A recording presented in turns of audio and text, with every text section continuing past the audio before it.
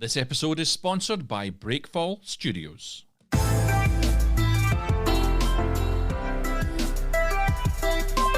Hello, and welcome back to Film Pro Productivity and Success, the podcast that helps film professionals and other creative people to live a more focused, effective, and happy life. My name is Carter Ferguson, and this is episode 100, 10 Productivity Superpowers. We all wish we had superpowers. We all wish we could do more than we can do. Stan Lee, unquote. Well, here we are at last, and who would have thunk it? 100 episodes, and 100 of them. Technically, I'm at something like 104, but some are unlisted updates, etc. But officially, here I stand, and I'm very grateful to all of you for accompanying me on this great journey. And today is also the last of the long episodes, and in it I'm going to look back over the previous 100 shows and pick out 10 productivity techniques that will supercharge your life if you choose to take them on board. But having knowledge of these techniques is only half the battle. They will only ever make a difference to your life if you put them into action. And as Stan Lee said, with great power comes great responsibility, but I'm going to grant you these superpowers to do with as you may. All I ask is that you use them to strive forward in your life and career towards the successes that await you. I just want to add before I kick off, though, that I'm running a short Indiegogo campaign to support the next couple of years of the podcast if anyone out there is interested in supporting me, and I'll post links in the show notes, and of course I'll be all over social media with it. So if you love the show and you really want to see it continue, I'd really appreciate your help. And even if you're not donating, then a simple retweet or a share will make all the difference to me. But without further ado, though, let's get on to this. Gaining superpowers doesn't mean you know how to use them. Richelle Mead, unquote.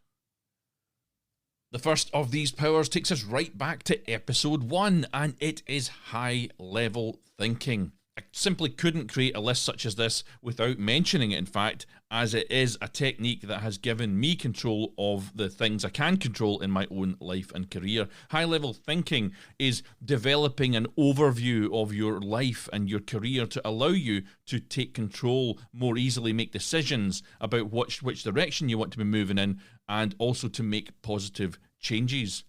To achieve it, you must begin to develop a habit of focus on your life and career at the same time that you find yourself living and working in it. And I found this basic premise quite mind-bending when I first came across it, as I had sailed through life and fought many battles along the way as they came up, and very often finding myself stepping unthinkingly into them and making the same mistakes again and again. High-level thinking allows us to stop wasting our time and our mental energy on the unimportant and focus on the bigger picture and the bigger win. The advice I find myself giving out again and again to friends and colleagues is simply that you are in control of your own destiny, and high-level thinking will give you that control. But it's only accessible if you seize the wheel, take the driving seat in your life, and stop yourself from drifting through it. The second superpower which I offer up here is from episode 8, and it's Mel Robbins' 5-second rule. This has got to be one of the episodes that generates the most feedback, so there's just so many people seize upon this rule and gain great advantage from it. And the good thing is they actually communicate that to me as well, because not a lot of people give me feedback on the show, but this particular rule seems to have made a big impact on people's lives. And the rule is this: if you have an instinct to act on a goal, you must physically move within 5 seconds or your brain will kill it. And I'll say that again. If you have an instinct to act on a goal, you must physically move within 5 seconds or your brain will kill it. This rule is a one-size-fits-all solution for the one problem that we all face, that we hold ourselves back. And the secret isn't knowing what to do, it's knowing how to make yourself do it. Mel's TED Talk is called How to Stop Screwing Yourself Over, and I love that title, as I do think that we sabotage our own efforts time and again through politeness or upbringing or fear of letting others down. And she explains that the 5-second rule is a way of harnessing what she calls activation energy. I think that's a chemical term. And that the moment you feel an instinct or a desire to act on a goal or a commitment, to use the rule. When you feel yourself hesitate before doing something that you know you should do, count 5, 4, 3, 2, 1, go, and physically move towards the action. There's a window that exists between the moment that you have an instinct to change and your mind killing it. It's a 5-second window, she says, and it exists for everyone. So the 5-second rule is a way to outsmart your brain by changing hesitation into action. She also points out that from each small act of courage, more courage follows. It compounds, and says that hopefully when you're old, you will be able to look back on a courageous life. I wish I had learned about this rule sooner, by the way, as I've had countless opportunities to talk to some celebrities basically about their life and careers as I've been working with them, but I've almost always chickened out or thought, it's not professional for me to talk to them. And this is the sort of superpower that would have given me the courage to open up that dialogue, and I would have had less regrets in life, I think, if I'd done so. And you can find more in episode 8 about this, but before you doubt all of it and what I'm saying here, give it a try. It's worked remarkably well again and again for listeners of this show. Try it yourself and be amazed at what you will achieve. And just a reminder, the rule is this: if you have an instinct to act on a goal, you must physically move within 5 seconds or your brain will kill it. That is number 2 on this list, the 5-second rule. A similar power to this, not really similar, but it sounds similar, but it's not the same. It is one, in fact, it's an entirely different purpose. I don't know why I'm saying it's similar at all. It's from episode 9 of 4 Great Hacks to Beat Procrastination, and it's called the 2-minute rule. That's number 3 on the list. The 2-minute rule is this: if you have a task that takes less than 2 minutes, just do it now.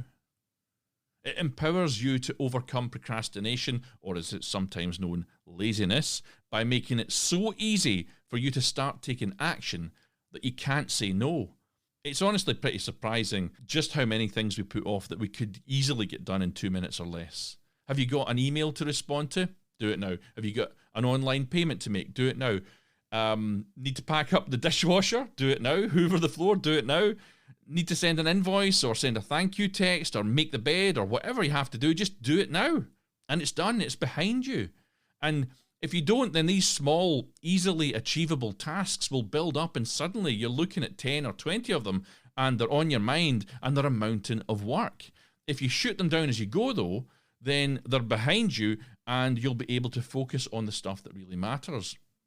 Can all of your goals be accomplished in less than 2 minutes? No, but every goal can be started in 2 minutes or less, and that's the point. Small accomplishments like this start to become a habit, and large jobs split into small parts become, after time, a sum of their parts and complete. I also find that sometimes if I start on something that's a little bit bigger, that I'll just complete it if it takes a little bit more than 2 minutes. But that is the 2-minute rule. That's the third on this list of superpowers. And I know it doesn't sound like much. A lot of these rules don't sound like much, but it's a real superpower for clearing the decks and forcing you out of a productivity slump, and also getting you on top of that mountain of small tasks I was talking about.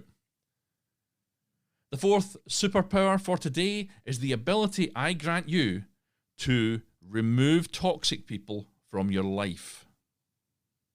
Toxic people are lying about in wait for us, defriended and shunned by the previously burned, and they will pop up and draw the life essence from your soul if you're not too careful. They're like a barnacle on the side of your happy and productive life, is the way I think about them, bringing nothing but angst and rewarding you with nothing in return. Nothing. They bring nothing other than they only take. They aren't in the shadows either, wearing a dark cloak and sporting a malevolent grin. They sneak in under your radar, or they've always been there and you've never really noticed them, and they turn on you when you least expect it. And they can be difficult to spot, as within themselves, even they sometimes don't know that they are toxic at all.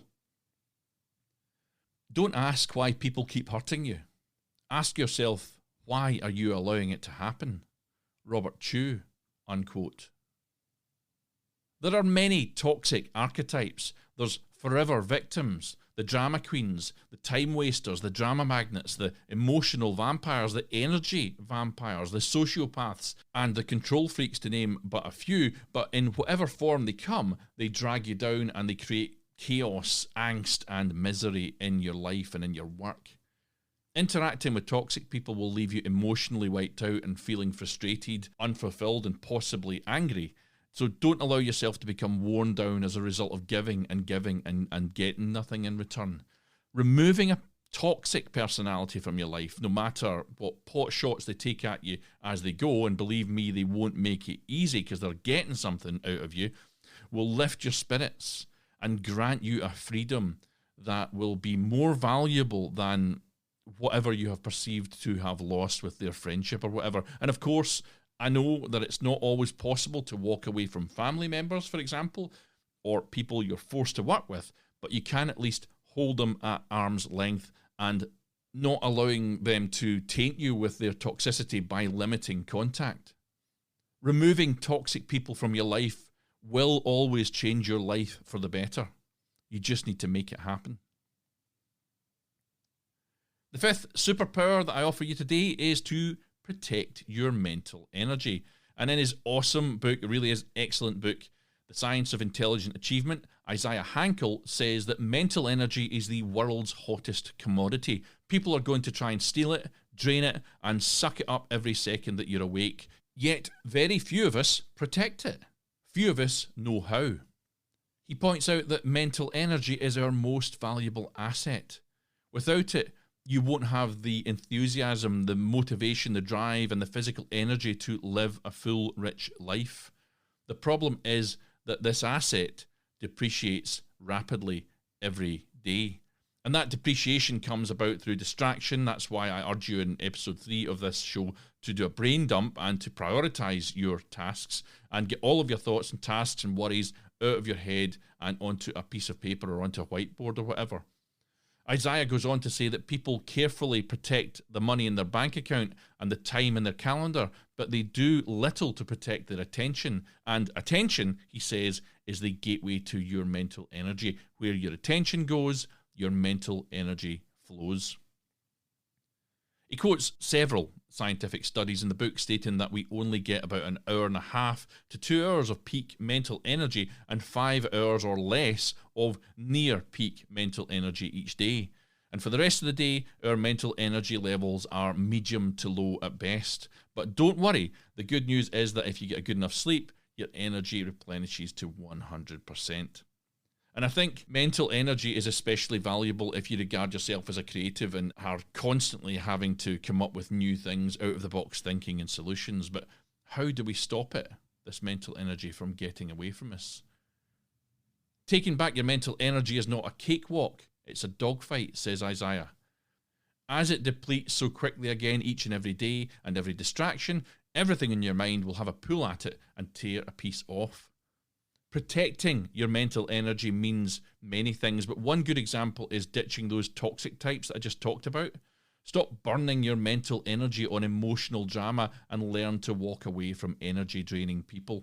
Instead, find people who will energize you and keep you on track towards your goals, then hold on to them. Protecting your mental energy is one of the most popular episodes that I've ever created, incidentally. It seems to have hit a nerve for those of us who haven't yet fully engaged in the high-level thinking, and it propels new listeners right up into that. And I strongly urge you to go back and listen to this whole episode if you've got the time. And you possibly aren't going to like this next one, but the next superpower that I hand over to you, that's within your grasp, number 6 on this list, is to take a social media break. Take a social media break. Please, folks, I take them all the time. I'm off social media more often than I'm on it these days. I really am. And the Swiss psychiatrist Carl Gustav Jung said, every form of addiction is bad, no matter whether the narcotic be alcohol, morphine, or idealism. And I think if he were alive today, he might say the same about social media.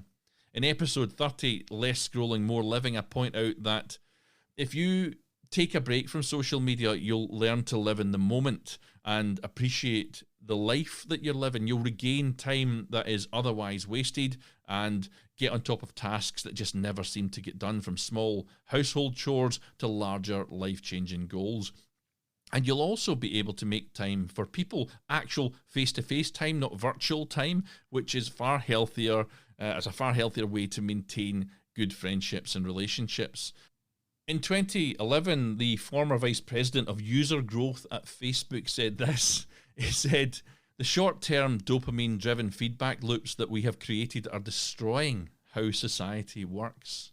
He expressed regret for his part in building tools that destroy the social fabric of society. And Sanam Hafiz, a faculty member at Columbia University, says, "When you feel anxious because you haven't updated your profile or aren't, in inverted commas, connected, that's exactly when you should disconnect.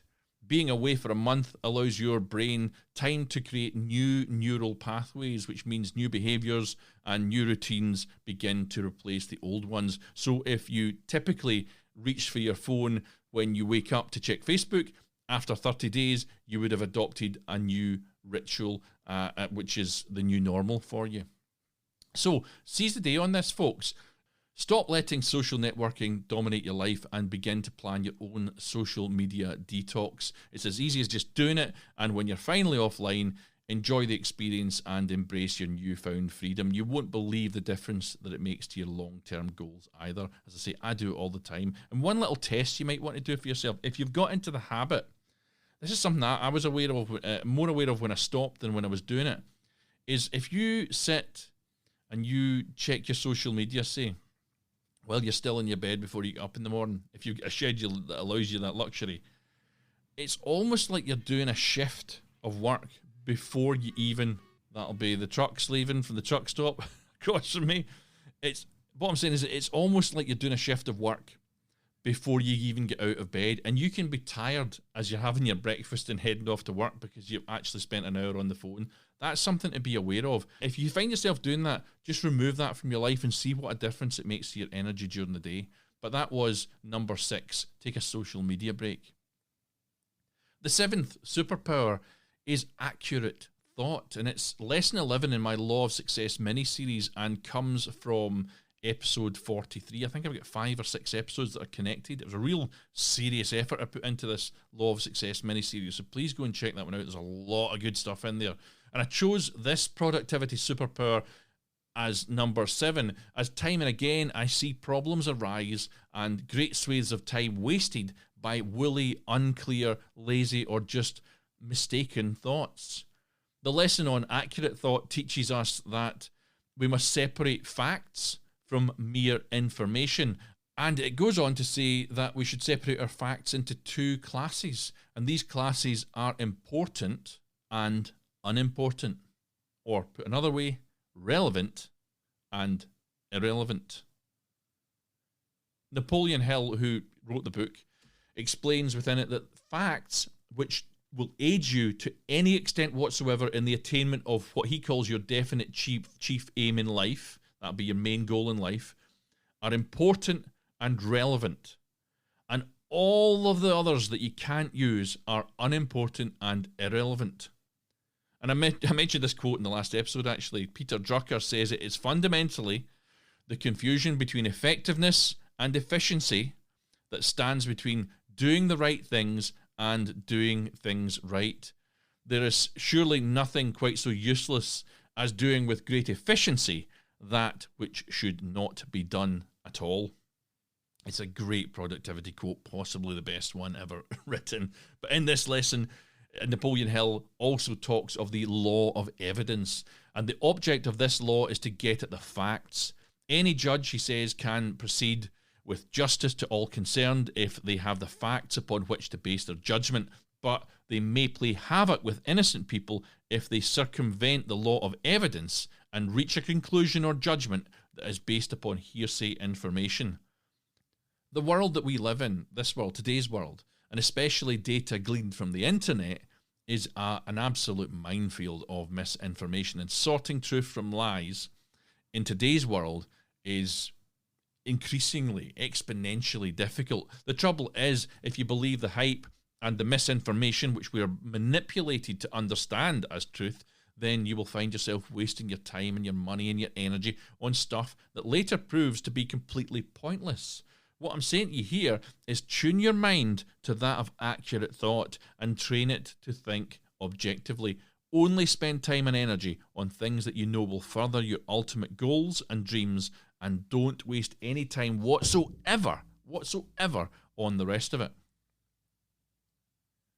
The 8th superpower is from a later episode. It's episode 88. It's perhaps better presented as a super mindset than a superpower. And it is to remain aware of and to avoid victim mentality. We must stop this incessant victim mentality. Somebody else will not fix things. Somebody else will not make me healthy. Somebody else will not make me happy. These things are my responsibility. Not my neighbours, not the government's, and not the church or the civic club. Joel Salatin, unquote.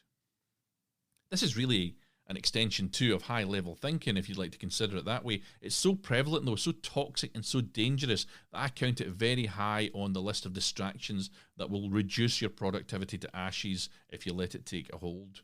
It's an attractive mentality to have, as victims, you see, seemingly have no accountability, and playing the victim also brings a secondary gain, such as it might bring you sympathy or attention or access to medication or funds or whatever, and it satisfies unconscious needs when it comes from past trauma and other negative experiences. So playing the victim card will mean that you will avoid taking risks, but that's not a good thing. Projecting your blame onto others is a key part of victim mentality. It's a way to avoid being truly vulnerable and taking risks. And when it comes down to finding success, you know, it's in the title of the podcast, sometimes you just have to move out of your comfort zone and get things done. Self-pity is easily the most destructive of the non-pharmaceutical narcotics. It's addictive, gives momentary pleasure, and separates the victim from reality. John Gardner, unquote. In order to avoid it, you must take responsibility. You're the only one who controls your own actions. You might not be able to control others, but you control how you react to them. You control who you spend your time with and where. Realize your potential and get in the driver's seat of your life. You heard it right at the top. Have self-care and compassion is another thing. Victim mentalities are subconsciously adopted as a way to cope, often from past trauma. Be compassionate, though, to yourself in your recovery and practice self-care and love, and that will help as well. Start saying no to things. You can always say no to something that you don't want to do. It's okay. Even if other people feel that you're letting them down, take care of your energy, that I was talking about earlier, and prioritize yourself. And also educate yourself. Read about victim mentality and how it affects your life. Increase your awareness of it. Use that accurate thought to find this. The more you educate yourself on the topic, the more likely you are to stay on track with your recovery and to avoid going back to your old way of thinking. This is about, I'm talking about you guys being victims. You want to kind of steer clear of people with victim mentalities as well. You know, you become the sum of the 5 parts you spend the most time with, as a quote I throw out quite often in this show. And if you're surrounded by victims, you might start becoming that victim yourself. But remember that character, not circumstance, makes the person. So don't participate in the oppression Olympics. Victim mentality is something you learn in a social environment, but you have the power to overcome it. It takes courage to speak out against, for example, the woke brigade or other outside pressures. Doesn't necessarily have to be woke. Could be something else. Don't go attacking me for being anti-woke. I'm not anti-woke. This show's pretty woke. But wokeness is becoming a thing at the moment, and it's trendy to be a victim in that world. Anyway, but it's easy to step out of it and have your own thoughts out of that world. And Martin Luther King, remember, famously said that he had a dream that his 4 little children will one day live in a nation where they will not be judged by the colour of their skin, but by the content of their character. And I believe that he wished that for all of us. So please let the content of your character represent you, not some faceless victim narrative. Number 9, getting there, folks. Number 9 is don't just think it, ink it, which is a phrase I picked up from Diamond Dallas Page when I've been doing my DDP yoga. And I talk about this in shows like episode 72, Smart Goal Setting, where I encourage you to make your goals specific, measurable, attainable, or actionable sometimes it can be, relevant and time-bound. The power I'm getting at here, though, is much simpler, that of just writing your plans and your goals down, not keeping them in your head and losing track of what's going on. Writing things down enables that higher level of thinking and therefore more focused action. When your brain isn't busy trying to remember everything, your brain can then process other things. It can process anything that comes along if it's not constantly having to deal with a whole lot of mess in there. It's when you're not overwhelmed that you become free to intellectually analyze and ask important questions and perhaps even find that clarity of thought that I was talking about earlier, that accurate thought. Now, psychology professor Dr. Gail Matthews at the Dominican University in California led a study on goal setting with nearly 270 participants, the results of which, I think I've mentioned this in various ways over the years that I've been doing this show, the results of which found that you're 42% more likely to achieve your goals if you write them down. This not only focuses you to get clear on what exactly it is that you want to accomplish, but doing so plays a part in motivating you to complete the tasks necessary for your success. The process of putting your goals down onto paper will force you to strategize, to ask questions about your current progress, and to brainstorm your plan of attack. And the final superpower from the first 100 episodes is a topic from right back in episode 2. I believe it is the single most important thing to be aware of as you take control of your life and attempt to find success. And what I'm talking about here is the power of no. No. Saying no. And John C. Maxwell agrees with me. He says, saying no is very near the top of the productivity techniques that I use most often. Learn to say no to the good so you can say yes to the best. Learning to say no is a lesson I learned the hard way, and it took a nervous breakdown, which I talk about quite a lot in earlier shows, but it really happened. I had lost the plot. It took that to really bring it into focus for me. Avoiding burnout, which is what happened to me in a quite a spectacular way, starts by saying no often and meaning it. For me, saying yes seemed to come from an internal need to be nice, to be incessantly agreeable, perhaps. And you might find yourself saying yes because you want to impress or to gain favour, or maybe because you have an inherent fear of rejection and don't want to disappoint people, make them angry, or just appear to be unkind. Perhaps you say yes just because it's your default answer, and you might not really understand why sometimes you say yes. If it's just born out of habit, then it's one that must be changed if you're to give yourself the best chance of success. If you say yes to everything that comes your way too, you're not going to be productive. One thing I did as an aside here, and I talk about this in the episode, is I used to have coffee and a. So if I went to a coffee shop and have a coffee, I'd have coffee and a cake. I'd want an and a coffee and a donut. And that would happen because I'd say, just have a coffee, please. And they say, do you want anything with that? And I would go, yes. And I would fall for it. I would jump in.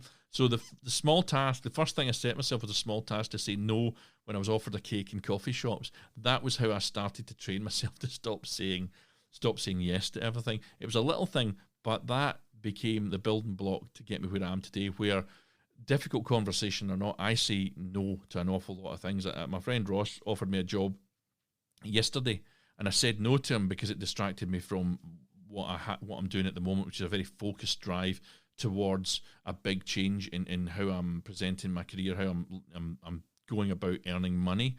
But it was a straight offer, and I didn't want to upset him. I tried to explain what it is, but I only got to the point where I could say no to that today because I started saying no to the cake that I was offered in coffee shops earlier on. Anyway, I'm off on one there. If you say yes to things that don't really light your fire or that don't further your dreams and your goals, then you're doing yourself a disservice. You'll likely be spreading yourself so thin too that you're not doing the person you've said yes to any favours either. You're not only setting yourself up to fail if you're doing too much, but that in turn will get you stressed out and create feelings of anger and resentment for the person that you've just said yes to. And there's a few things you can do to help this change happen. One is to guard your time by saying no to unnecessary requests. So again, that comes back to like deciding what your main goals are. Please go back to episodes, the 2 most recent New Year specials. One is Your Best Year Yet. The second one is 12-Week Years. Go back to them and really work out a plan. Make decisions. Decide on what your goals are if you're going to move forward. But you can then guard your time by saying no to requests. Decide what your priorities are and make your own goals, your own objectives, and prosperity your first priority. Other people's goals that don't in turn further your own in some way are not your responsibility. Another thing, guard your money by refusing to be an easy touch. Other people's financial problems are not your responsibility. If someone's trying to borrow money off you, you do not need to say yes and suddenly find out you've handed money off that you'll never see it again. And one thing to be absolutely aware of in this is manipulators. They are out there and they use a series of underhand diversions or setup tactics which the less aware amongst us might fall for. And manipulators might say things like, this would be really good for you. But you can question that, remember. You can say, will it really? Why? This becomes accurate thought, of course. And they'll also try and use flattery to pull you in. Oh, I really love your work. I'd love you to be involved in what I'm doing. It's another way they can try and lure you in. They'll maybe even try to guilt you into working with them, saying things like, well, you said you would help, or even blame you for something not working out unless you come on board. And then this is sometimes called blame shifting. Without you involved in their project, their whole project won't work. They need you. You will ruin their, insert project title here, if you don't help them. Or another thing was, I helped you 18 years ago. I helped you because I gave you a bit of advice when you asked me where the deli was and I told you where it was. Any thin excuse. And they'll turn it into, and now you owe me. This is something which might not even be true. Did they help you, or did they just think that they helped you? I've had people like want to read a script of mine or whatever, and I've let them read it. I don't do that anymore, by the way. And later on, they've kind of hit me with, well, I helped you with that script. And you're like, what, when you read it, that was your help? You got to be careful of things like that. But even if they did help you and they want your help back, what cost will it be to your life, your work, and your relationships? I got a vague deal from someone once who was doing something production-wise for me, and they gave me a bit of a deal, but it wasn't that big of a deal. I ended up having to put 500 quid of my own money into the particular project because they were charging quite a lot of money. And later on, they came back and asked me to direct a project for them, and I felt obligated by them to do this project, and it was a flipping nightmare. I found myself tied into it for about 6 weeks, coordinating a lot of it and pulling together this directing thing, which I never got a penny for, never went anywhere. You know, I never believe these things go anywhere. That's what I say to anyone that's offered me a job, actually, is if they start to say, you know, I'll use you in future if you do this for me, you know, I'll always remember you. I just say, don't promise me some future thing if I come and help you. If I agree to do it, I'm doing it on the understanding that you're going to pay me some money, even if it's not what I'm expecting, and you owe me nothing back. It's what I try to set up. Anyway, how about gaslighting? There's another thing that manipulators use. Some people will entirely make things up and try to convince you that you said or did something that committed you to their purpose. And the less aware amongst us will, perhaps out of politeness again, accept what is said, but really that sort of stuff's got to be challenged. And I've had this happen to me quite a few times. I used to not think it was a real thing, but I have genuinely experienced this in a very, very bad way on a number of occasions. So beware of gaslighting. And of course, there's end of the line, there's some people out there that will out and out threaten you. If you don't help them, then they're going to use your competitor, for example. That's what they're going to threaten. And the competitor probably won't use it either. The thing is, what a lot of people in Scotland don't realise is that David Goodall's my main competitor, you could call it. We're both old hands at doing the fight coordination and stuff. And we talk to each other. And this is what these idiots, sorry guys, in production, don't realise. And I have been lied to numerous times, and I've been able to catch them out by just, you know, speaking to not just David. I've got other people that work in the same industry as me as well, and finding out what the truth is. But that helps me with my accurate thought. There's a few people at the moment that I just don't trust anymore because I've kind of found them out. Anyway, I'm going off on one. Talking about saying no. Saying no starts by stopping yourself from saying yes, and you can do that if you put a bit of work in. By saying no to unimportant tasks, requests, and even thoughts, you could have just thoughts that are making, I could do this, I could do that. Now, control those as well. You can say no to things that occur to you. You can say, I've had a better idea. No, stick to the one you're doing. You can always say no. But by saying no to unimportant tasks, requests, and thoughts, we can avoid a lot of angst. And if you've already found yourself in over your head, you can then begin to reclaim your life. Productivity starts with you taking control of your life, with using the high-level thinking I mentioned in the first of these superpowers. So remember that every time that you say yes to one thing, you're saying no to something else. Learn to set boundaries. In short, learn to say no. Don't guilt and shame yourself. Say no to people and things you don't want. Just say no. It's your right, it's your time, it's your energy. Acuroc Brost, unquote. Don't know if I've pronounced that right. So, summing up here, the 10 productivity superpowers that I offer up to you are as follows. To recap, high-level thinking, the 5-second rule, the 2-minute rule, removing toxic people from your life. Also check out my episodes on bad collaborations and time wasters if you like that one, by the way. They're what I call my Call It Like It Is episodes. Next up, protecting your mental energy. Then social media breaks, accurate thought, remain aware of and avoid victim mentality, don't just think it, ink it, and the power of no. And I realise you might have to revisit this episode to get on top of some of these superpowers, but I will also post links in the show notes for each of these separate episodes that I've delved into here today as I came up with this. This podcast has only been made possible by the support of the various sponsors that have come my way over the past several years, and today's show is no different, and I'm genuinely excited, in fact, to tell you a little about today's sponsor, as they are fellow action choreographers and stunt professionals, and it's Breakfall Studios, who've been operating since 2015, and they've offered during that time individual and group training opportunities to the New York City stunt performers and actors.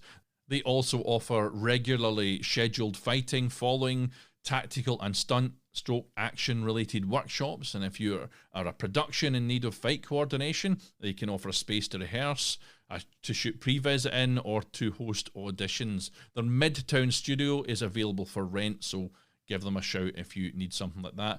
Do you have an actor in your production who needs fight training?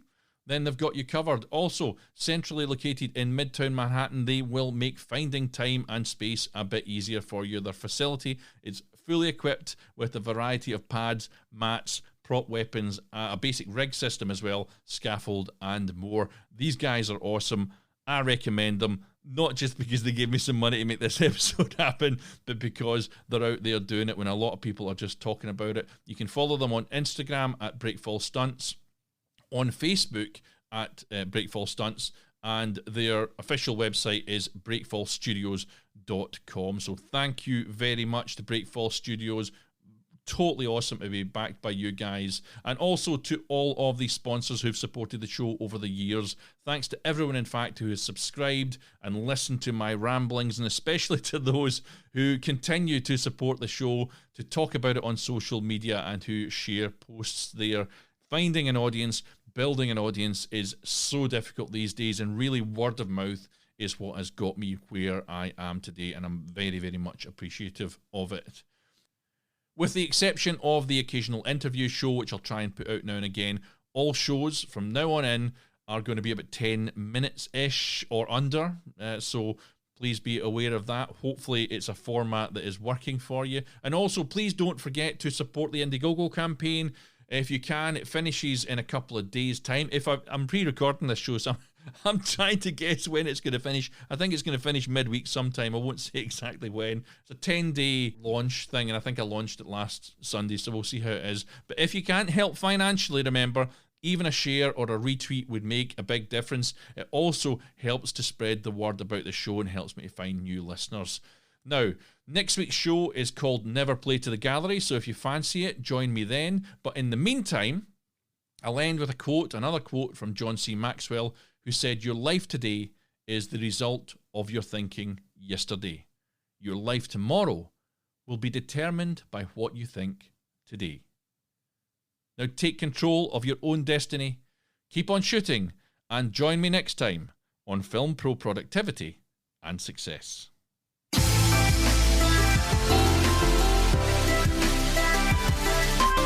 The music that you can hear right now is Adventures by Ihumitsu. And you can view the show notes for this episode. The entire show notes are only available on the official website, filmproproductivity.com, although there are shortened versions on all of the podcast apps. And you can follow my personal account on Twitter and Instagram if you like, at fight_director, or follow the show on Twitter at filmproprodpod, or on Facebook at filmproproductivity. Please continue to support the show by subscribing, spreading the word, and leaving an awesome review.